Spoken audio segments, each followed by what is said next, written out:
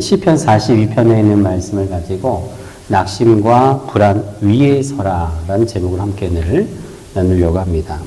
The King's Warden, 왕과 사는 남자라는 영화가 최근에 토론토에도 개봉을 해서 많은 사람들이 영화를 봤다라고 하더라고요. 얘기도 많이 하고 저는 아직 못 봤습니다. 근데 원래 제가 역사나 뭐 이런 사극을 좋아하기 때문에 무슨 이야기인가 한번 이렇게 서치를 해봤는데 한국의 조선의 왕 단종에 대한 이야기입니다. 단종이 누군지 잘 모르시겠죠? 단감은 아는데 단종은 잘 몰라요. 단종이 누구냐면 세종대왕은 아시죠? 세종대왕의 손자예요, 손자. 그리고 세종대왕의 아들이 문종이라는 사람이고 그 손자가 단종입니다. 여러분 뭐 다른 왕들은 다 몰라도 우리가 세종대왕은 잘 알잖아요. 얼마나 한글을 만든 우리 한국 역사에서 유명한 왕이지 않습니까? 근데 이분이 할아버지니까 단종은 태어났을 때부터 뭐 금수저 중에 금수저 아니겠습니까? 할아버지가 세종대왕이니까. 그리고 이 단종을 세종대왕 할아버지가 무척 어여삐 여기고 귀여워했어요. 그래서 이 단종이 8살이 됐을 때 왕세손, 왕의 손자로 등극을 시킵니다. 그리고 10살에 2년 뒤에 이 세종대왕이 죽고 이제는 아빠 문종이 왕이 되니까 왕세자가 10살에 되는 거예요. 여러분 우리가 8살, 10살에 왕세손, 왕세자 된다는 것은 우리가 지금 상상할 수 없을 정도의 막강한 권력을 가졌다라는 걸 의미하는 거예요. 여기까지는 좋았는데 문종 아버지가 일찍 죽고 맙니다. 왕세자가 된 이 단종이 2년 뒤에 12살이 됐을 때 아버지가 죽고 말아요. 아주 젊은 나이에 죽고 맙니다. 그래서 12살에 조선의 왕으로 등극을 하는 게 바로 단종이었어요. 아버지 문종이 죽을 때 이 신하들에게 자신의 아들 단종을 보살펴 줄 것을 당부를 하지요. 그러나 이 단종의 작은 아버지, 그러니까 문종 아버지의 동생입니다. 수양대군이 왕위를 빼앗고 이 단종을 강원도 영월로 유배를 보내고 16살에 단종이 16살에 죽임을 당하게 돼요.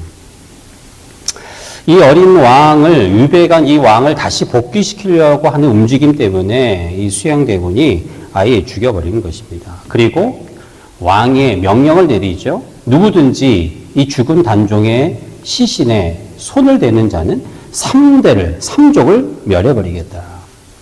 그래서 많은 사람들이 안타까워하면서도 강물에 버려진 이 단종을 어찌하지 못하고 있는 그때에 강원도 영월의 호장, 지금으로 하면은 촌장 정도 되는 엄흥도라는 사람이 이 아들들과 함께 단종의 시신을 수습해서 잘 묻어주고 그 고향을 떠나서 17년간 숨어 살았다라고 합니다. 아마 영화가 이런 내용일 거예요. 제가 역사를 찾아보니까. 그 시신에 손을 대면 3대를 멸하겠다고 했으니 엄흥도는 어머니를 모실 관과 수의를 가져다가 이 단종을 잘 묻어주고 걸리면 다 죽고 어머니 자기 자식들뿐만 아니라 다 멸절되니까 숨어서 17년간 살았다라고 합니다. 그리고 그 후손들이 200년이 지나서 이 단종을 다시 왕으로 복귀하게 되고 그 영월에 왕 단종을 묻었던 곳에 커다란 왕릉을 만들고 그리고 엄흥도에게도 벼슬을 주고 그 후손들에게는 세금과 병역을 면제하며 상을 내렸다라는 역사가 있습니다. 해피엔딩이지요. 그러나 17년간 도망자의 삶을 산 엄흥도와 그의 후손들의 삶은 파란만장한 삶이었을 겁니다. 200년 가까이 숨죽이며 죄인들처럼 살았으니 그들의 삶이 평탄치는 않았을 거예요. 제가 외울 말씀 소두에 이 영화와 같은 또 조선의 역사의 한 편을 여러분들에게 소개를 하냐면 이 어몽도와 그의 후손들의 모습이 오늘 우리가 함께 읽었던 시편 42편을 지은 고라 자손의 삶과도 오버랩되는 것이 있기 때문에 그렇습니다. 물론 어몽도와 그의 자손들은 의로운 일, 좋은 일 때문에 고통받았지만 오늘 42편, 시편 42편을 쓴 고라, 그 고라는 사실은 하나님과 하나님의 종을 반역했다가 반역자라는 낙인으로 고통받았던 사람들입니다.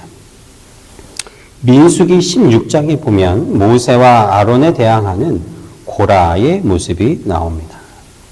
민수기 16장 1절부터 3절에 있는 말씀입니다. 레위의 증손 고핫의 손자 이스할의 아들 고라와 르우벤 자손 엘리압의 아들 다단과 아비람과 벨렛의 아들 온이 당을 짓고 이스라엘 자손 총회에서 택함을 받은 자 곧 회중 가운데서 이름 있는 지휘관 250명과 함께 일어나서 모세를 거스리니 그들이 모여 모세와 아론을 거슬러 그들에게 이르되 너희가 분수에 지나도다. 회중이 다 각각 거룩하고 여호와께서도 그들 중에 계시거늘 너희가 어찌하여 여호와의 총회 위에 스스로 눕히느냐. 여러분, 레위의 이 자손 고라라는 사람이 민수기 16장에 당시 애굽에서 이스라엘 백성들을 탈출하여 가나안 땅으로 가는 광야에서 그들을 이끌고 있는 모세와 아론을 향해서 대항하고 있는 모습이에요. 너희들만 거룩하냐? 하나님이 너희들하고만 있느냐? 우리들하고도 있다라는 이야기를 하는 거예요. 하나님의 진노하심으로 고라와 모세와 아론을 대항했던 사람들은 다 심판을 받죠. 그들의 모든 재산과 가족들, 식솔들이 땅이 갈라지고 그 땅 밑으로 꺼지는 저주를 받게 됩니다. 그리고 그를 따랐던 250명도 불의 심판을 받아서 다 없어지게 돼요. 이 이스라엘의 역사 가운데 가장 하나님 앞에 끔찍한 심판을 받았던 자들이 바로 고라요, 그를 따랐던 무리들이었어요. 그 이후로 고라라는 이름, 이스라엘에서는 저주의 대명사로 불렸습니다. 이스라엘의 역사 속에서 하나님과 하나님의 종에게 대항하여 벌을 받은 모습 때문에 그의 후손들 또한 그 멍에를 지고 있습니다. 마치 주홍 글씨와 같이 아무 잘못도 했는데 단순히 고라의 자식이라는 이유만으로 그러한 어려움을 당한 것이죠. 근데 여러분, 민수기 26장 11절에 보면 놀라운 장면이 나오는데 고라가 죽을 때 고라의 아들들은 죽지 않았어요.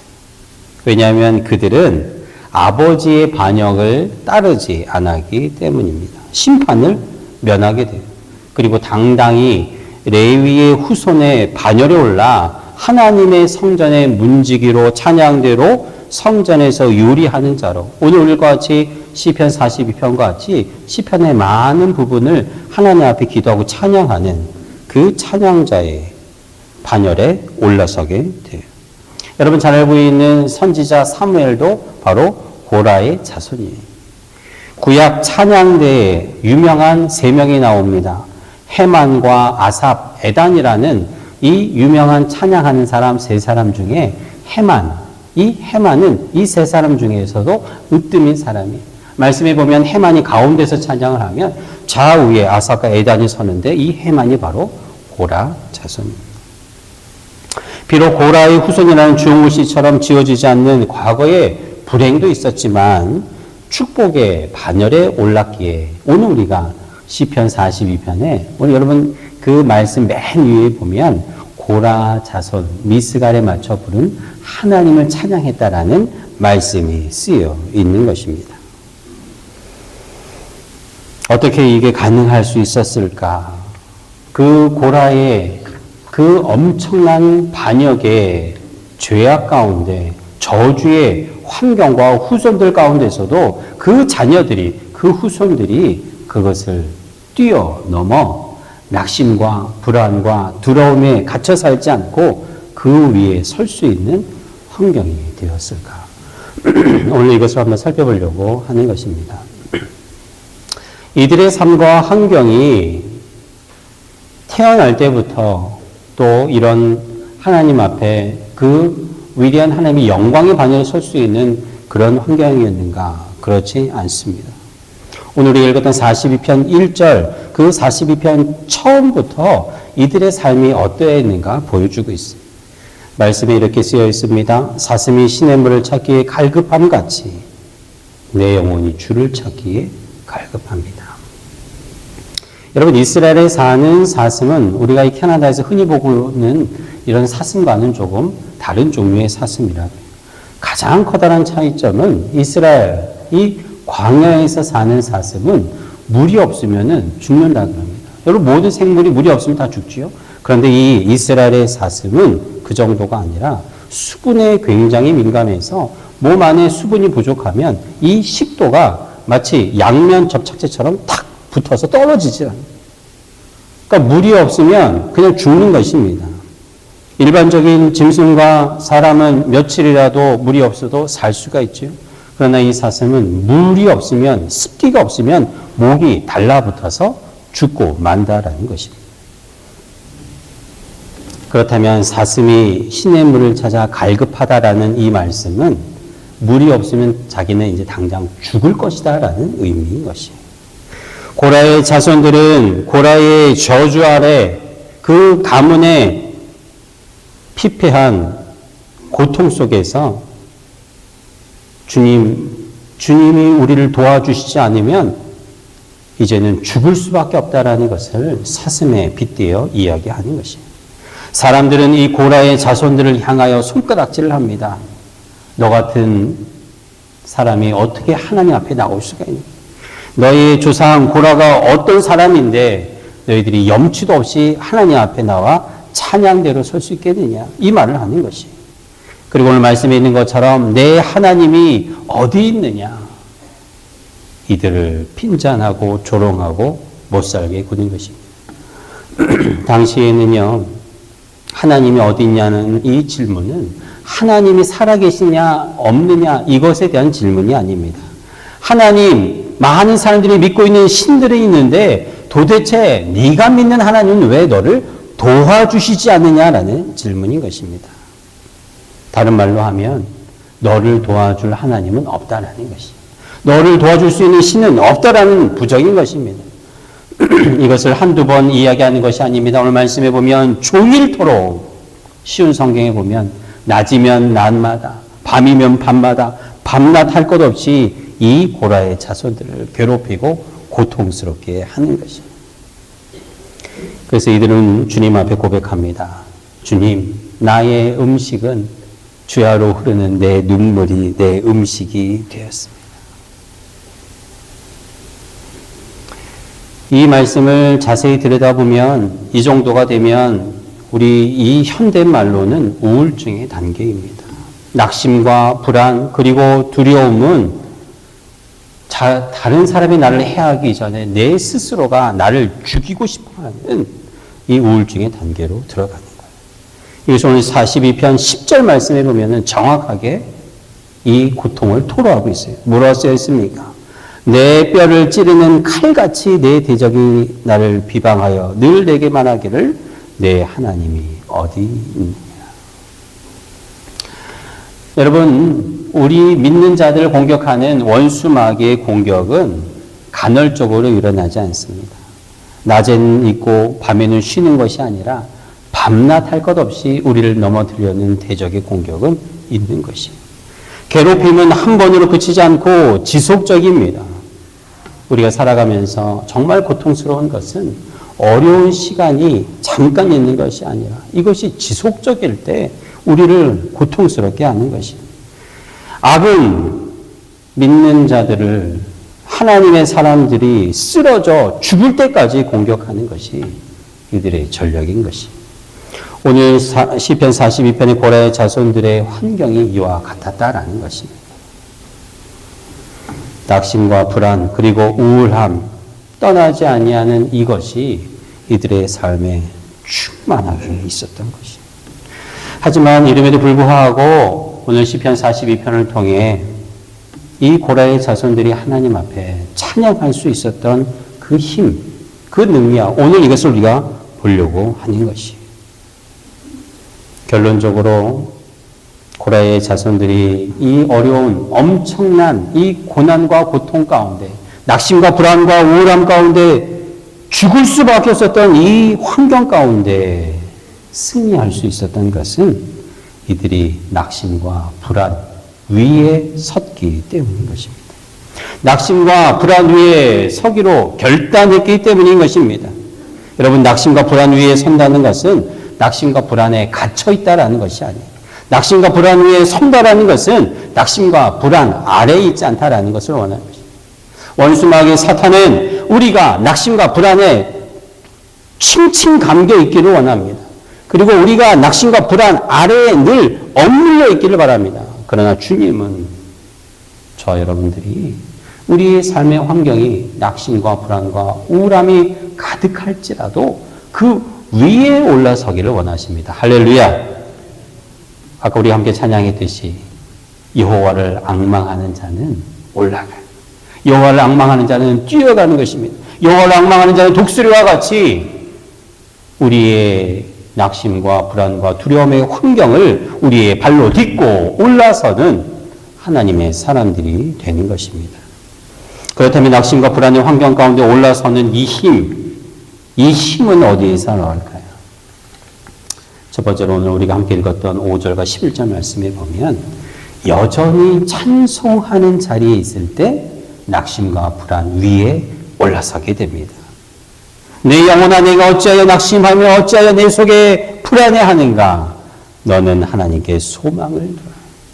그가 나타나 도우심으로 말미암아 내가 여전히 찬송하리로다. 하나님께서 여러분들에게 원하는 삶, 우리의 삶이 낙심과 두려움과 불안, 이 환경에 둘러싸인다 할지라도 여전히 변함없이 언제나 우리의 사단 마귀는 낮이나 밤이나 나를 공격한다 할지라도 나는 여전히 낮이나 밤이나 하나님을 찬송하는 자리에 있겠다라고 고백할 때, 그리고 우리가 하나님을 찬양하고 예배할 때 우리는 비로소 우리 발밑에 낙심과 불안을 놓는 위치에 서게 되는 것입니다. 어떤 분들은요, 이 5절과 11절에 있는 말씀을 가지고 시편 기자가, 고백자가 스스로 고백하고 스스로 책망해야 한다라고 이야기하는 분도 있어요. 문자 그대로 그렇게 볼 수도 있습니다. 그런데 여러분, 낙심과 불안과 두려움과 우울증에 갇혀 있는 자들을 만나서 이야기를 해보면 그 분들은 그 속에서 절대로 스스로 고백하고 절대로 스스로에게 책망하면서 거기를 벗어나오지 못합니다. 여러분 스스로도 낙심에 빠져 있을 때 한번 기억을 해보십시오. 우울한 경험을 한번 생각해 보십시오. 내 힘으로는 그곳에서 탈출하기가 어려운 것이에요.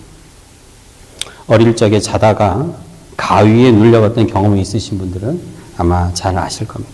아무리 그 환경에서 좀 벗어나고 싶어도 벗어나지를 못합니다. 어떤 학생이 학교에서 시험을 보다가 깜빡 밤새도 공부해서 깜빡 잠이 든 거예요. 근데 그 순간에 가위가 든 겁니다. 옆에 있는 친구에게 도와달라고 눈짓을 하고 입을 뻥긋뻥긋해도 알아듣지를 못합니다. 엎드려서 입만 뻥긋뻥긋하니까 옆에 있는 친구가 자기에게 답을 보여달라고 하는 줄 알고 선생님에게 일렀어요. 그랬더니 선생님이 오히려 그 잃는 친구를 혼내요. 왜냐하면 가위에 눌린 그 친구가 공부를 잘하는 학생이었기 때문에 너한테 답을 보여달라고 할 리가 없다라는 거죠. 그래서 옆에 있는 아이에게도 일어나라 그랬는데 입만 계속 뻥긋거리고 가위에 눌려있는 그 사실을 알지 못하는 선생님이 화가 나서 가지고 있던 신문지를 막 두드려 팼어요. 그러자 그때 가위에서 풀려나서 일어나서 자초지종을 이야기했다라고 합니다. 자기 스스로는 그 환경에서 벗어나지 못하고 누군가의 어떠한 자극이 필요한 것입니다. 여러분, 낙심과 불안과 두려움은 심리적인 것을 넘어서 영적인 감옥인 것입니다. 마귀는 잊지도 않은 허상의 낙심과 불안으로 하나님의 백성들을 칭칭 감아서 올가매고 거짓과 속임으로 믿는 자들의 발목을 잡는 것입니다. 그러나 오늘 우리가 함께 읽었던 5절과 11절 이 감옥을 부수는 이 힘은 내 안에서 나오는 것이 아니라 밖에서 우리에게 부어주시는 성령의 역사요 음성인 줄로 믿습니다. 성령의 도우심인 것입니다. 오늘 5절과 11절에 그가 나타나 도우심으로 하나님이 성령이 나타나 도우심으로 시편의 기자는 여전히 찬송할 수 있는 것입니다. 내 영혼아 내가 어찌하여 낙심하며 어찌하여 내 속에 불안해하는가. 자기 자신의 독백처럼 보이지만 여러분 성령의 도움 없이는 이 고백을 할 수가 없는 것입니다. 성령의 은혜가 아니고서는 기도의 자리, 성령의 도움이 아니고는 찬양과 예배의 자리에 나와 고백하지 못하는 것이에요. 오늘 저와 여러분들은 내 힘과 내 의지와 내 마음으로 이 자리에 나와 하나님을 예배하고 찬양하는 것처럼 보이지만 여러분 하나부터 열까지 처음부터 끝까지 모든 것이 하나님의 강권하심으로 오늘 이 자리에 있는 줄로 믿습니다. 하나님이 여러분들을 예배의 자리로 찬양의 자리로 그리고 고백의 자리로 우리를 이끌어 오셨어요. 그렇습니다. 낙심과 불안 위에 서는 방법은 그것을 억지로 딛고 서려고 우리가 노력하는 것이 아니라 하나님의 은혜와 성령이 우리를 도와주시면 우리가 고백하면 우리는 기도와 찬양의 자리로 나가 저절로 낙심과 불안 위에 서게 되는 은혜를 받습니다. 캐나다에서 한국에 가려면 여러분 한국행 비행기에 우리 몸을 싣기만 하면 돼요. 한국에 가려고 자전거를 타고 차를 타고 간다고 해도 못 갑니다. 아무리 양팔을 뻗어서 열심히 새처럼 날개짓을 한다고 여러분 1m도 우리는 움직일 수가 없어요. 마찬가지. 낙심과 불안, 두려움과 우울함 가운데 우리의 환경이 마치 파도와 같이 우리를 삼킬 것처럼 우리를 짓누른다고 해도 우리가 아무리 벗어나려고 발버둥 친다고 해도 아무 변화가 있지 않습니다. 약을 먹고 우리가 병원에 우리 몸을 맡기면 잠깐은 해결될 수 있지만 근본적인 원인을 바꿀 수가 없습니다. 오직 방법은 예수께 우리의 몸을 맡길 때 일어나는 것입니다. 기도와 찬양으로 우리의 영혼이 떠올라지는 것이 우리가 떠오르면 어느덧 낙심과 불안을 주는 우리의 환경과 우리를 참수하고 우리를 무너뜨리는 사단 마귀는 우리의 발 밑에서 우리를 올려다보는 것을 경험하게 될 것입니다. 사도행전 1장 11절에 보면 예수님께서 이 땅에서 부활 승천하실 때 하늘로 올라갈 때 사람들이 예수님을 쳐다보고 있습니다. 그때 천사가 이렇게 얘기합니다. 어찌하여 서서 하늘을 쳐다보느냐. 여러분 인생의 참 성공자, 승리자는 마지막에 이 말을 할 수 있는 자예요. 비록 우리는 이 땅에 사는 동안 고군분투하고 고통 가운데 살아가지만 끝날에 하나님께 예배하고 찬양하고 기도하는 자들을 주님이 우리를 올려주실 그때에 우리는 그들을 우리의 낙심과 불안의 환경을 우리 발밑에 있는 그것을 쳐다보며 어찌하여 서서 나를 쳐다보느냐 말할 수 있는 자가 되는 줄로 믿습니다. 우리의 발뒤꿈치를 물고 우리의 발목을 붙잡고 낙심과 불안과 우리의 모든 환경을 휘감으려고 하는 사단 마귀를 향하여 우리는 내려다보며 야, 뭘 봐? 이렇게 얘기하는 성령과 동행함으로 승리하는 여러분 모두가 되시기를 주님의 이름으로 축복합니다. 한번 따라하겠습니다. 야, 뭘 봐? 여러분 한 주간 낙심과 불안을 여러분의 발밑에 놓고 야, 네가 아무리 내 발목을 잡고 나를 짓누른다 할지라도 나는 여전히 하나님을 찬양하고 예배하고 기도자 내 발밑에 너를 볼 것이다. 고백하며 승리하는 저와 여러분 모두가 될 줄로 믿습니다. 기도하겠습니다.